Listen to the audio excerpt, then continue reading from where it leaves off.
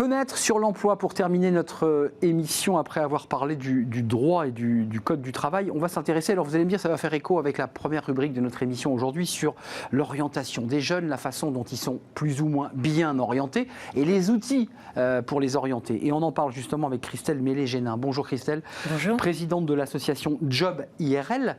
1 million de visiteurs cette année, exactement. Nous allons atteindre près d'1 million de visiteurs cette année. Comme vous dites, ça cartonne parce que les jeunes ont besoin de savoir comment s'orienter, découvrir les métiers qui recrutent, les filières d'avenir, d'échanger avec des professionnels, trouver des offres de stage, des offres d'alternance.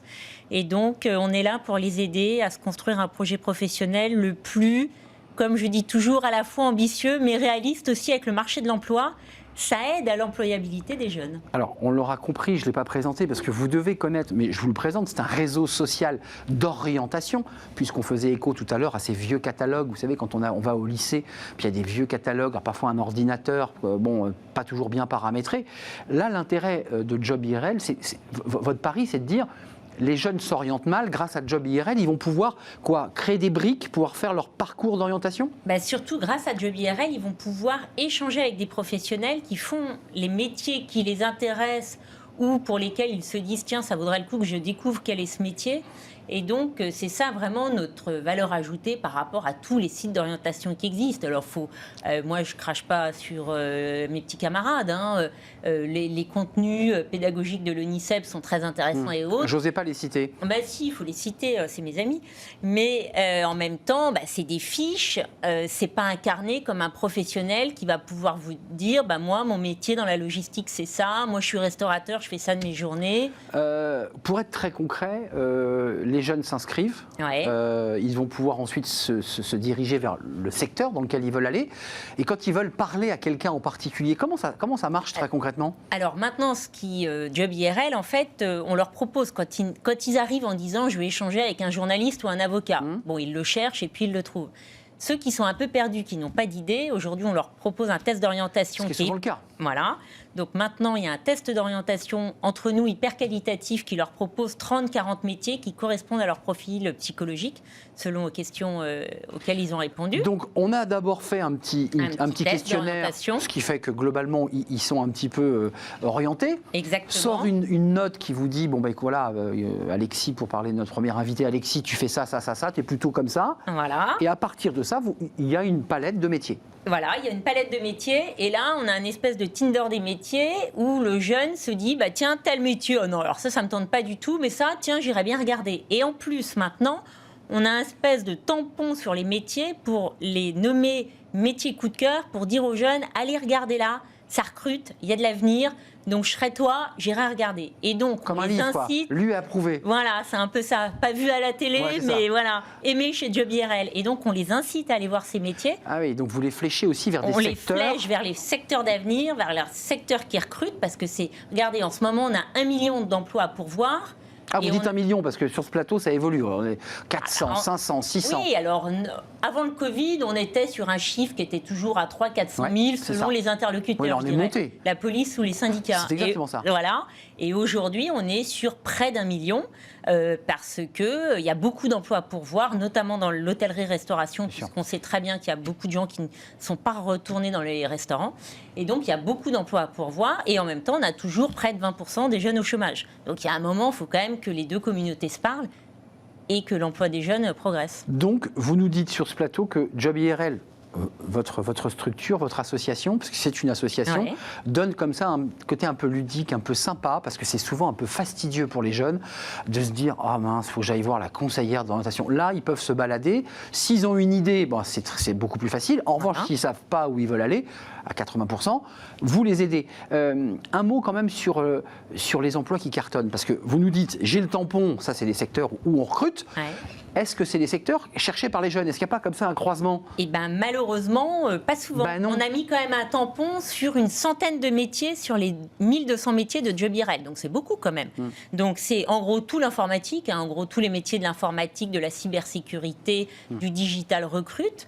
Ce sont les métiers de la santé, ce sont les métiers des services à la personne, du commerce, de la logistique, du BTP, de la défense. Enfin, il y en a des secteurs qui recrutent et il y en a beaucoup. Et en plus, aujourd'hui, même pour ceux qui n'ont pas de diplôme au départ, il y a plein d'entreprises qui ont créé des campus de formation. Donc, les entreprises sont prêtes à former les jeunes s'ils sont motivés. Et ça marche quand même. Ça commence à vraiment marcher puisque c'est tout nouveau. Et donc, il y a plein d'opportunités pour les jeunes. D'ailleurs, sur Job IRL, on est en train de lancer le coin des métiers sans diplôme pour dire aux jeunes, tu n'as pas de diplôme. Je dirais pas t'inquiète pas, mais rassure-toi, il y a des gens qui sont prêts à te former, qui sont prêts à t'embaucher si tu es motivé et que tu montres ta motivation. On les appelle les NEET, c'est ceux qui sont Alors voilà, donc il y a exactement les NEET, il y en a 1 million. Il y a 1 million de jeunes qui sont ni en emploi ni en formation. Alors justement, en contre-champ, on comprend que les secteurs sur lesquels vous avez mis l'étoile, ça cartonne pas toujours, parfois ça cartonne. Mais quels sont les secteurs où les jeunes vous disent moi je veux aller là, et en fait vous leur dites à travers Job IRL, attention, c'est bouché, c'est fermé.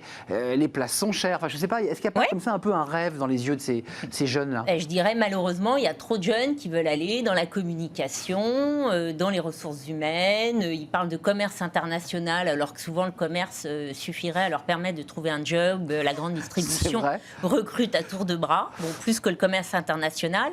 Et donc, c'est vrai que aussi, on a quand même beaucoup menti aux jeunes. Il y a un nombre de formations qui parlent de management, qui emploient des mots qui font rêver les jeunes.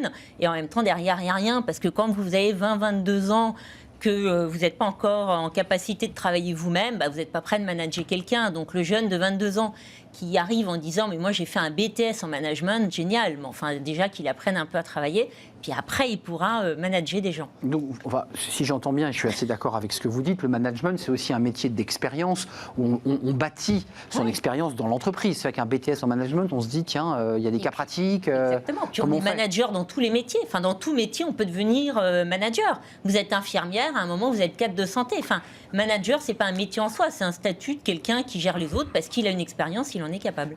On comprend que ça cartonne, que ces jeunes viennent chez vous parce que c'est aussi un outil ludique, Job IRL.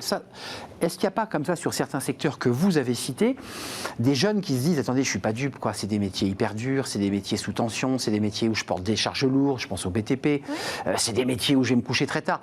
Est-ce qu'il n'y a pas comme ça une désaffection pour ces métiers-là ? Ah si, alors ça c'est certain. Il y a comme je dis souvent, un métier glamour et bien payé, il n'est pas en tension. Faut quand même pas, non mais il ne faut pas rêver. Il y a un moment, il y a un discours de vérité. En même temps, quand vous avez 20 ans, que vous êtes en forme, mettre un premier pas dans l'emploi, c'est rarement le job dont on rêve. On a tous commencé par des jobs le premier job ne nous a pas toujours fait rêver. On a tous passé par là. Et en même temps, c'est un moyen de se mettre un pied à l'étrier.